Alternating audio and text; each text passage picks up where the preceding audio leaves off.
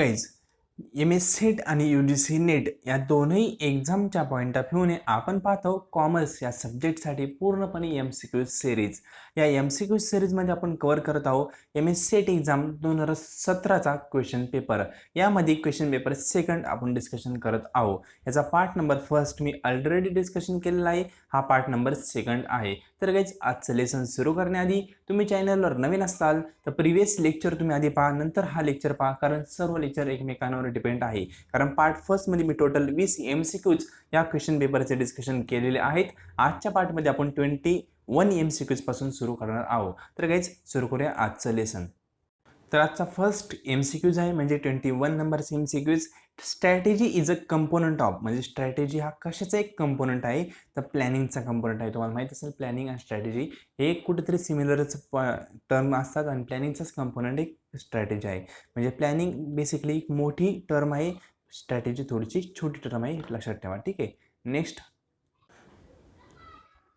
Decentralisation of authority is form of, म्हणजे decentralisation authority आहे कशाचा फॉर्म आहे, तर हा ऑप्शन नंबर एचा म्हणजेच ऑर्गनायझेशन स्ट्रक्चरचा फॉर्म आहे. बाकी तीनही ऑप्शन तुम्ही वाचले तर लगेच कळते की याचा काही इथं संबंध नसणार आहे. पण ऑर्गनायझेशन स्ट्रक्चर म्हणजे सेंट्रलाइज स्ट्रक्चर असणार आहे का डिसेंट्रलाइज असणार आहे, हे दोन बेसिकली स्ट्रक्चर असतात ऑर्गनायझेशनचे. एक सेंट्रलाइज असतं आणि दुसरं कसं असतं, डिसेंट्रलाइज असतं.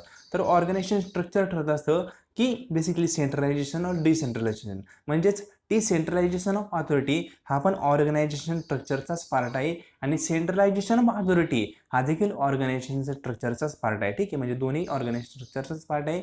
ऑप्शन आपला ए हा राईट आहे. नेक्स्ट क्वेश्चन आहे, the managerial grid model was develop by, म्हणजे मॉडेल मॅनेजरियल ग्राईड मॉडेल हे कोणी डेव्हलप केलं आहे, तर ब्लॅक अँड माउंटन यांनी डेव्हलप केलं. लक्षात ठेवा, बेसिकली फक्त पाठांतराचा क्वेश्चन आहे. मॅनेजरियल ग्राईड मॉडेल हे कोणी डेव्हलप केलं आहे, Blake and Mouton. Next question, नेटला पण हा क्वेश्चन येऊन गेलेला आहे. नेक्स्ट आहे, find the odd one out, म्हणजे बेसिकली काही ही सेंटेन्स दिलं आहे, या सेंटेन्सनुसार कुठला शब्द ऑड आहे तो ऑड शब्द ओळखायचा आहे. सेंटेन्स काय आहे, the step involve in the communication process, basically communication प्रोसेसच्या स्टेप आहे, त्या स्टेपमध्ये खालीलपैकी 3 घटक येतात, एक येत नाही, तो एक कुठला आहे तो ओळखायचा आहे. तर बेसिकली कम्युनिकेशनच्या प्रोसेसमधील महत्त्वाचे घटक कोणते असतात, फर्स्ट इनकोडिंग हा महत्त्वाचा घटक आहे, आयडिया जनरेशन हा देखील घटक आहे, डिकोडिंग हा देखील घटक आहे. पण स्ट्रॅटेजी फॉर्म्युलेशन ही कम्युनिकेशन प्रोसेसमध्ये तुम्ही कधी पाहिलं आहे का, पेपर फर्स्टची कम्युनिकेशन प्रोसेस मी रिसर्च कम्युनिकेशनमध्ये तुम्हाला पूर्णपणे सांगितलेलं आहे, त्यामध्ये असं कुठेही दिसत नाही तुम्हाला स्ट्रॅटेजी फॉर्म्युलेशन. म्हणजेच कम्युनिकेशन प्रोसेसमध्ये इनकोडिंग पण आहे, आयडिया जनरेशन पण आहे, डिकोडिंग पण आहे, पण स्ट्रॅटेजी फॉर्म्युलेशन नाही आहे. म्हणजेच आपला ऑप्शन नंबर सी हा राईट आहे. ठीक आहे, म्हणजे ऑड ओळखायचं आहे, ऑड हा आपला ऑप्शन सीच आहे. नेक्स्ट क्वेश्चन आहे, which of the following not a Fayol principle of management, म्हणजे फेवलने काही प्रिन्सिपल दिलेले मॅनेजमेंटचे, त्यापैकी कुठला प्रिन्सिपल फेवलचा नाही आहे हे तुम्हाला विचारलं आहे. डिलिगेशन ऑफ अथॉरिटी हाच नाही आहे, ऑप्शन आपला एच राईट आहे. पण तरी युनिट ऑफ डायरेक्शन आहे, स्कॅलर चेन आहे, युनिट ऑफ कमांड हा देखील आहे, पण डिलिगेशन ऑफ अथॉरिटी हा फेवलचा प्रिन्सिपल नाही आहे, लक्षात ठेवा.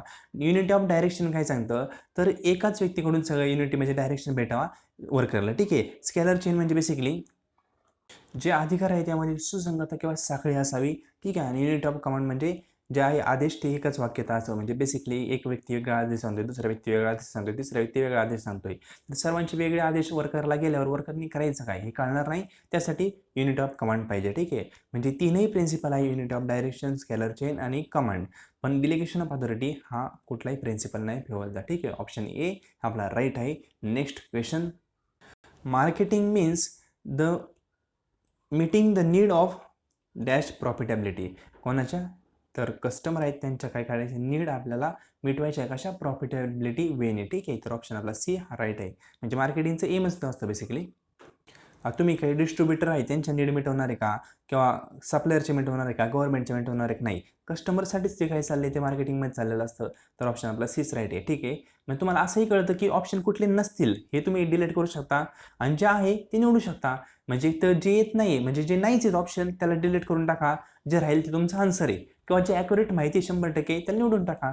अशा दोन्ही पद्धतीने तुम्ही आन्सर आणू शकता. ठीक आहे. तर मार्केटिंगचं एम काय असतं, कस्टमरच्या ज्या नीड आहे त्या प्रॉफिटेबिलिटी वेने मिटवायच्या. ठीक आहे. नेक्स्ट क्वेश्चन आहे, a market segment is a meaningful buyer group having dash on, म्हणजे मार्केटमध्ये जे ग्रुप असतात किंवा सिगमेंट असतात. ग्रुपलाच आपण बेसिकली सिगमेंट बनतो. ठीक आहे. ते सिगमेंट कशाच्या बेसवर आधारित केलेले असतात, तर सिमिलॅरिटी म्हणजे जे सिमिलर कस्टमर आहे त्यांचे एक ग्रुप केला जातो, त्याला आपण मार्केट सिगमेंट म्हणतो. ठीक आहे. म्हणजे आपला ऑप्शन नंबर ए हा राईट आहे. म्हणजे बेसिकली काय असतं, हे मार्केट आहे. ठीक आहे. गोल म्हणजे मार्केट आहे. मग ज्या व्यक्तींना किंवा गृहिणी असतील, गृहिणींच्या बेसिकली ऑन काय असणार आहे, मेकअपचे साहित्य वगैरे. ठीक आहे. किंवा किचन उपयोगी वस्तू, तर ते मार्केटच्या एका पार्टमध्ये. ठीक आहे. किंवा कपडे वगैरे ते मार्केटचे एका पार्टमध्ये. ठीक आहे. किंवा आपण म्हणू शकतो भाजीपाला वगैरे असेल तो मार्केटच्या एका पार्टमध्ये. म्हणजे असे मार्केटचे सिगमेंट म्हणजे तुकडे केले असतात आणि त्यामध्ये त्या गोष्टी भेटतात. ठीक आहे. याला मार्केटचं सिगमेंट करतो. आणि सिगमेंट कसं असतात, सिमिलरिटी बेसवर असतात. ठीक आहे. त्या कस्टमरचे ऑन कसे असेल, सिमिलर असेल. म्हणजे इथं काय ज्या गृहिणींचे भेटणारे फॉर एक्झाम्पल किचन उपयोगी वस्तू वगैरे, त्या सर्वांची ऑन कशी असणार आहे, सिमिलर, कुठं ना कुठं सारखीच असणार. ठीक आहे. तर त्याच्या आधारावर बेस मार्केटचे सिगमेंट केले जातात. ठीक आहे.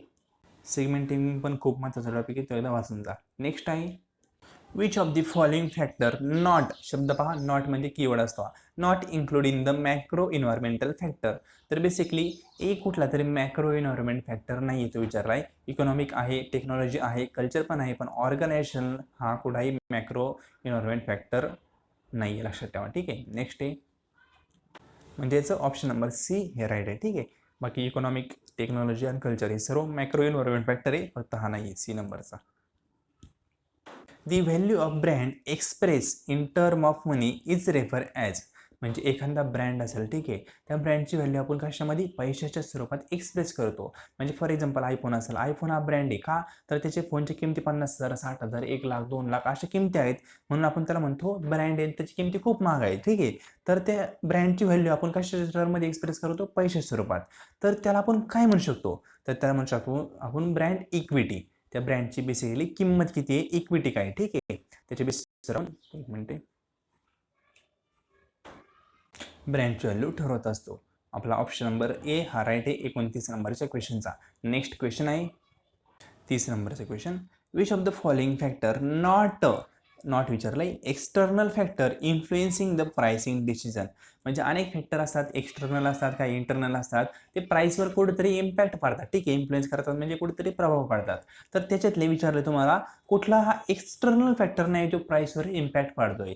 तर बाकी 3 एक्सटर्नल फॅक्टर आहेत, एक नाही येतो, एक कुठला नाही तो ओळखायचा आहे. तर फर्स्ट एक कॉम्पिटिटिव्ह प्राइस, हा एक्सटर्नल फॅक्टर आहे ना, प्राइसवर इम्पॅक्ट पडणारा, हा आहे का, तर एखादा प्रोडक्ट आहे, फॉर एक्झाम्पल आपण एखादा पेन काढला आहे. ठीक आहे. त्या पेनची किंमत ठेवली मी 10,000 रुपये आणि बाजारात 5 रुपयाला, 10 रुपयाला खूप पेन तशाच सिमिलर टाईपचे अवेलेबल आहे. माझ्या पेनला डिमांड राहील का, राहणार नाही. कारण का, तर एक्सटर्नल फॅक्टर कोणता, बाकीचे जे प्राइस आहे दुसऱ्या बाकीच्या पेनची बाजारातल्या त्यांची खूप कमी आहे, तर मलाही माझ्या पेनची प्राइस कमीच ठेवावं लागणार आहे. म्हणजेच कॉम्पिटिटरची प्राइस काय आहे त्यानुसार मला माझी प्राइस ठरवावं लागणार आहे. पण कॉम्पिटिटर जो आहे तो आपला इंटरनल आहे का, नाही, तो ऑर्गनायझेशनच्या बाहेरचा आहे, एक्सटर्नल आहे. म्हणजेच हा फॅक्टर आहे. ठीक आहे. नेक्स्ट आहे गव्हर्नमेंट टॅक्स. गव्हर्नमेंट काय आपल्या मालकीचं आहे का, नाही, ते गव्हर्नमेंट बाहेरचं असतं, तर तो पण एक्सटर्नल फॅक्टर आहे, हा पण आहे. Next organisational objective. ऑर्गनायझेशन आहे त्याचं ऑब्जेक्टिव्ह त्याच्या आतच असणार ना, बाहेर थोडी असणार आहे, तर हा इंटरनल फॅक्टर आहे. आपलं हेच राईट आन्सर आहे. तरी आपण पुढे जाऊ. Option D consumer expectation.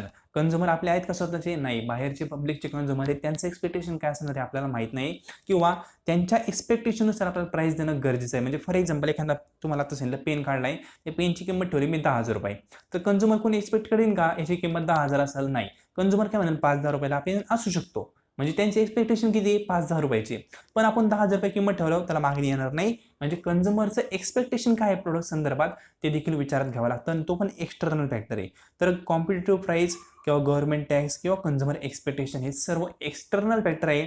फक्त ऑर्गनायझेशनल ऑब्जेक्टिव्ह हा इंटरनल फॅक्टर आहे, आणि तुम्हाला विचारलं आहे नॉट एक्सटर्नल फॅक्टर. ठीक आहे, नॉट. तर हे तीनही एक्सटर्नल आहे, फक्त सी हा इंटरनल आहे, म्हणजेच नॉट. ठीक आहे. तर आपला ऑप्शन नंबर सी हा राईट आहे. Next question. File evaluating a capital investment proposal the time value of money is consider in case of, म्हणजे डिस्काउंट रेट दिला जातो बेसिकली तुम्हाला. ठीक आहे. त्या डिस्काउंट रेटने तुम्ही काय करता, ओरिजिनल व्हॅल्यूला कॅल्क्युलेट करता गुणिले करून. तर बेसिकली कुठल्या पद्धतीमध्ये तुम्ही असं करत नाही, कुठल्या पद्धतीमध्ये करता हे विचारलं आहे. तर तुम्हाला या क्वेश्चनमध्ये विचारलं आहे की टाइम व्हॅल्यू ऑफ मनी, ठीक आहे, हे कुठल्या केसमध्ये तुम्ही कन्सिडर करता.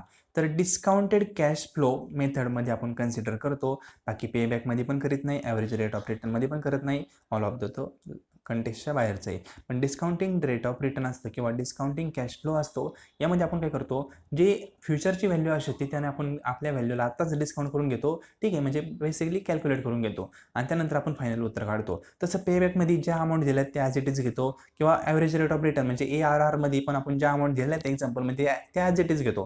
पण डिस्काउंटिंग कॅश फ्लोमध्ये तसं करीत नाही, आपण त्या वेगळ्या बदलून घेतो. ठीक आहे, तर आपला ऑप्शन नंबर बी हा राईट आहे. यामध्ये आपण time value of money consider करतो. ठीक आहे, म्हणजे डिस्काउंट फॅक्टर आपण कन्सिडर करतो. नेक्स्ट क्वेश्चन आहे, which of the following source is not short term source of net working capital? Trade creditors short term आहे, क्रेडिट पेपर शॉर्ट टर्म आहे, bank overdraft short term आहे, पण term loan हा short term नाही आहे. ठीक आहे, तुम्ही कॉमर्स विद्यार्थी तुम्हाला इथं माहितीच असेल. ट्रेड क्रेडिटर्स काही जास्त दिवसासाठी नसतात, 90 दिवसापर्यंत असतात मॅक्झिमम. क्रेडिट पेपर असतील ते पण 90 दिवसापर्यंत असतात. बँक ओव्हरड्राफ्ट तो फक्त 1-2 महिन्यासाठीच असतो. ठीक आहे, तर पण टर्म लोन असेल ते खूप कालावधीसाठी असतं. टर्म म्हणजे मुदत खर्च. ठीक आहे, बेसिकली मराठीतून वाचा लगेच कळलं.